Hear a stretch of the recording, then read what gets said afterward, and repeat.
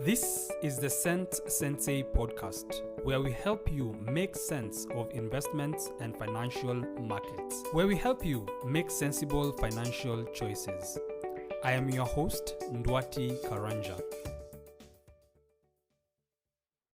The most shocking aspect of retirement is that you go from being a consumer to becoming an investor. What do I mean by this?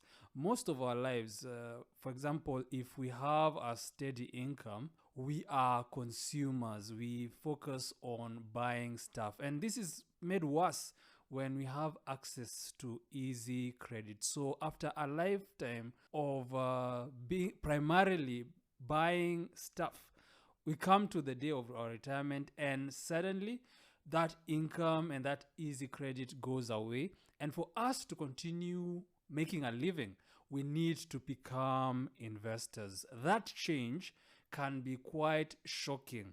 When you think about the investors that you admire for being amazing at what they do, you need to realize that they didn't become that overnight. They had to grow.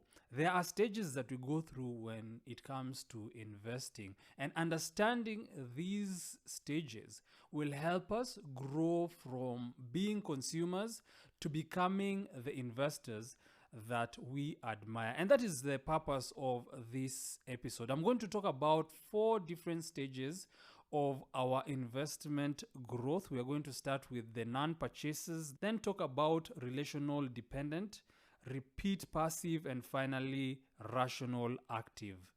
The first stage towards becoming an investor is called the no purchase.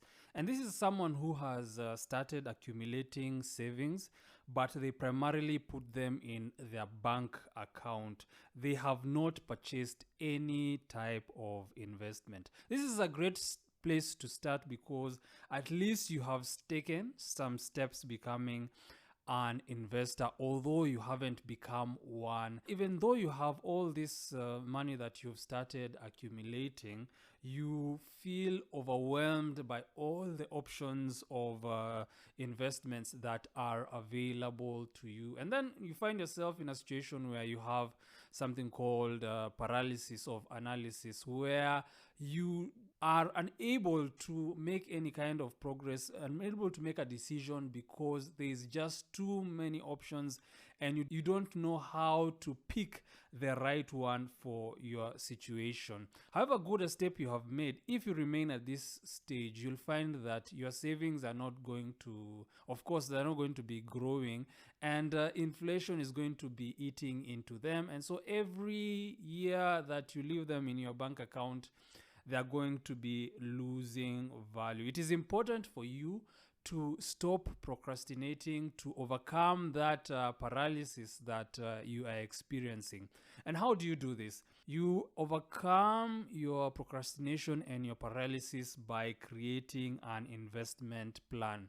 Take some time to write out your goals. Think about where you want to be in the future and how much money you will need to get to that point. Also start to think about how much risks you are comfortable taking on. There are quite a number of assessments that you can take online. All you need to do is just do a Google search, and that will be like the beginning of your investment plan. Understanding your goals, how much you need to get to those goals, and also understanding how much risks you as a person are comfortable taking on. Once you have that beginning plan, you will find that it becomes easier to go to the next step.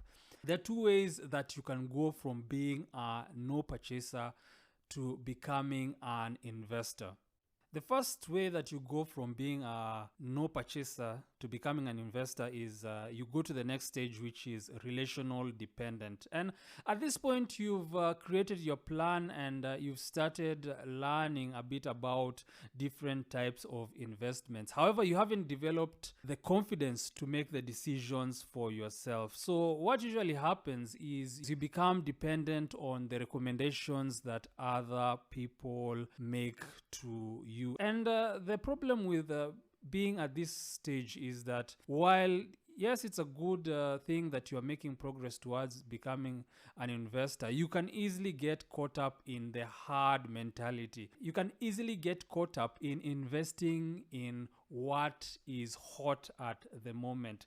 Think about things like that quail mania that we went through in this country, where everybody was investing in quail, and so people found themselves going into that business because other people are doing the same. And there have been many other situations where a certain type of investment became popular and everybody went into it. And when you are at this stage relational dependent, where you haven't developed the confidence to make your own decisions, it is very easy for you to fall into this kind of hard mentality. The way that you get out of it is just go back to your plan and start thinking about what kind of investments are going to meet those specific goals that you have there and are going to meet those specific risks that you outlined that you are willing to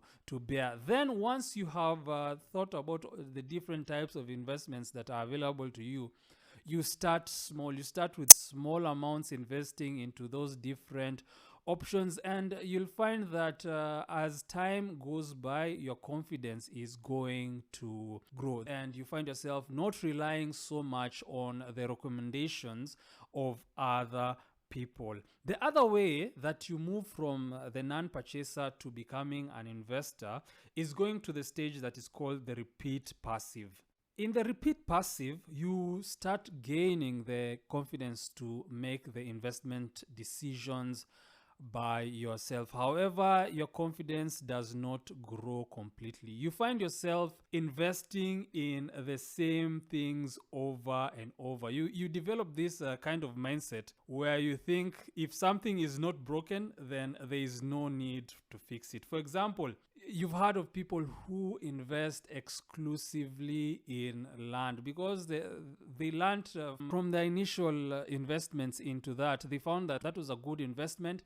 And then, however, over time, they just stick to it. They only invest in that one thing. I've also heard of people who they go to the point where they only invest in money market funds, and that is all that they invest in. Other people found that SACCOs were the investments that they started out with, and they've never been able to grow beyond that. The problem with that is that as good as that particular investment is, you'll find that your investments over time, if you just concentrate them onto one thing, they have only one type of characteristics. You are not able to meet a variety of needs. For example, as good as land is, you'll find that you do not have liquidity. Land is not that easy to sell. It's not always easy for you to sell and get the value that the land has. And therefore, if all that you have is invested in land, you find that you lack that liquidity that you would need. And therefore it is important for you find yourself stuck at this point. Again, go back to that investment plan that you had started creating, your goals, your risks that you're willing to take, the different types of investments that would fit those goals, and then see if there are other types of investments that will meet your needs. Then start trying them out. It is important that you move past this stage, because the next stage is where you will start becoming that type of investor that you always envision yourself becoming.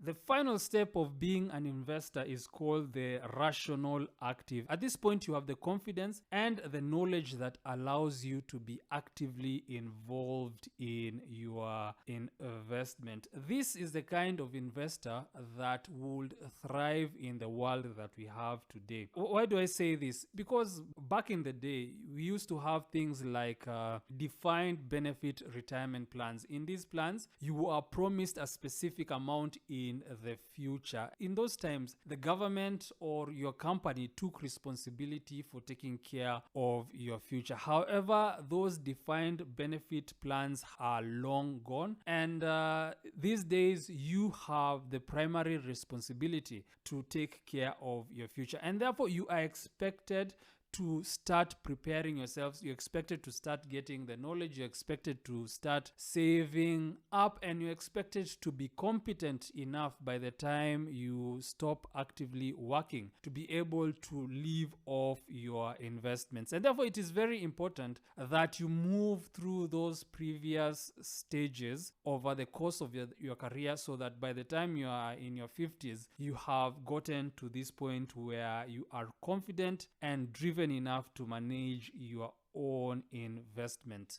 One problem that you might encounter when you get to this point is overconfidence. As you keep making decisions and as your confidence grows, you get to the point where you become a bit overconfident and you start taking on more risk than you can reasonably bear. And you might find yourself, your confidence might grow to the point where it is possible for you to lose your investments.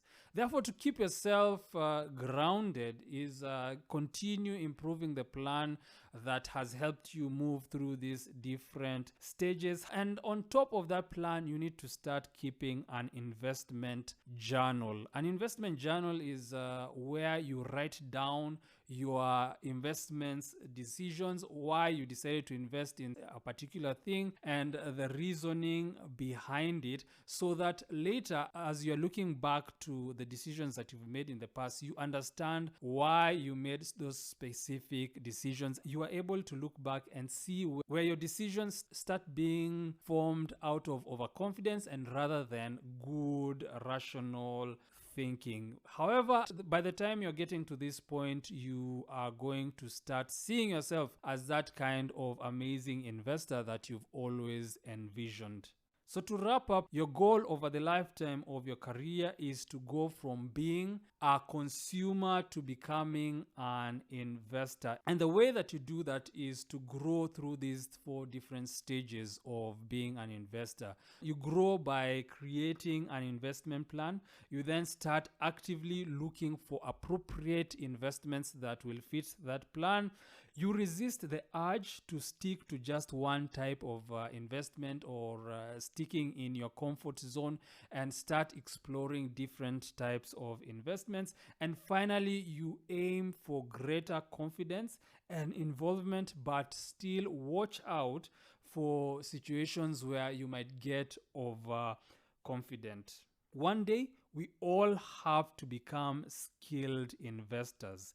Specifically, that day is the day you retire. You are going to be forced to become an investor, whether you like it or not.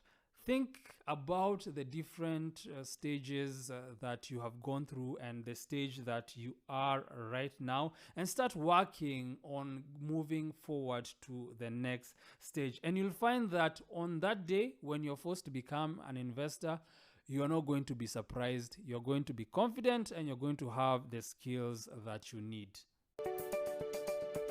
This has been the Sensei Podcast. We release new episodes on Wednesdays and Fridays. Please subscribe and leave a comment on your favorite podcast provider. I am Ndwati Karanja. Until next time.